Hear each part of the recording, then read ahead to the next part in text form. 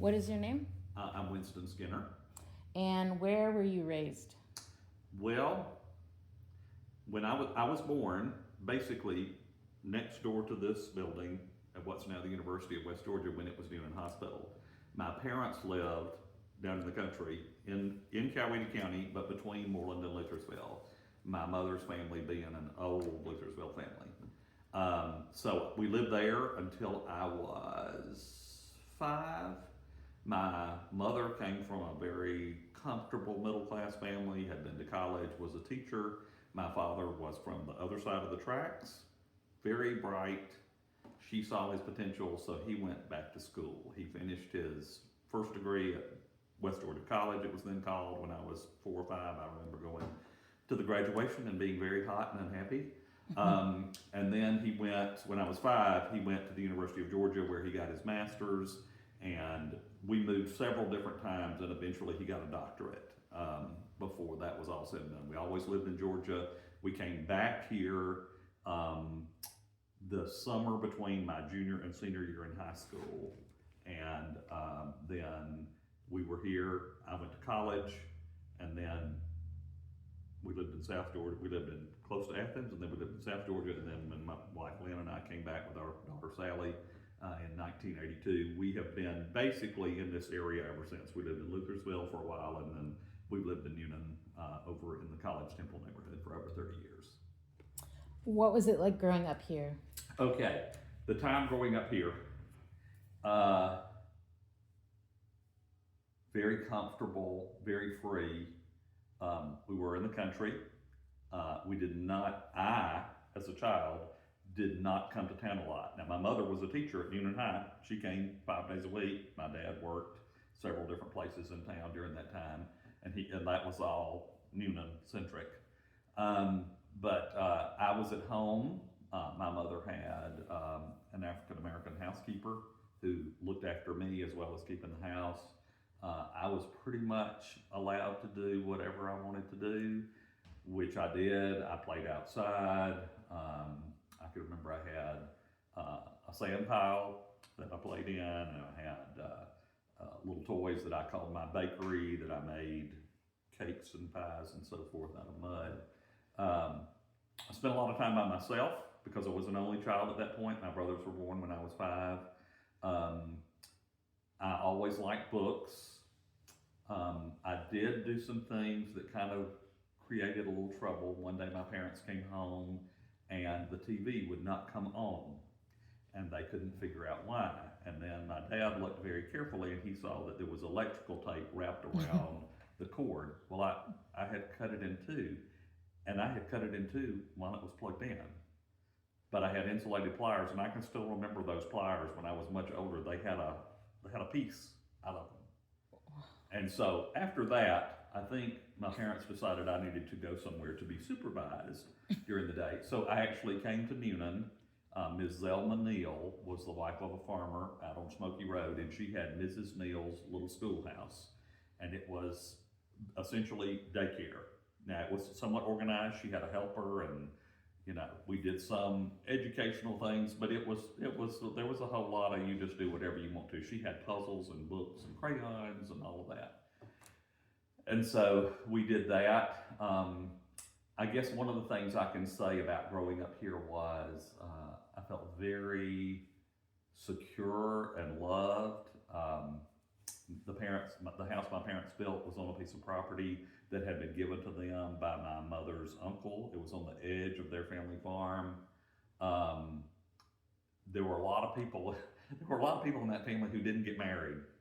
My grandfather had a sister and 2 brothers who never married, who lived just up the hill from where we lived. And then my grandmother had 2 sisters who never married, who lived further into Coweta County, but still not too far away. And all of those people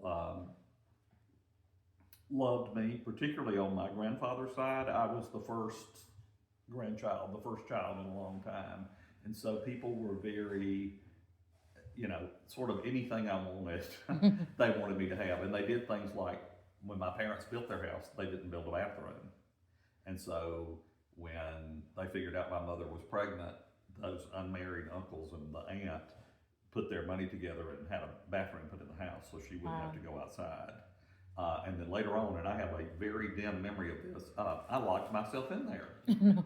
And it was the kind of lock that you couldn't easily unlock from the outside if it was locked from the inside. And my Uncle Lester came and crawled to a window. I think he got me to come to the window and lifted me out, and then figured out how to get the door unlocked. But you know, just those sort of things. It was just very, very cozy, comfortable, secure. My brothers were born when I was 5. This was before women. Let me say this correctly. This was before the doctor could tell women for sure that they were going to have twins. My mother was quite sure she was going to have twins. She had had a baby before, and this was different. There was a lot more movement. Also, on my grandmother's side, my mother had a first cousin who had twin daughters, and the aunts, the ones who never married but who knew a whole lot of stuff, told her that she was square and not round, and that therefore she would have twins, because that's what happened when Sue was expecting the twins.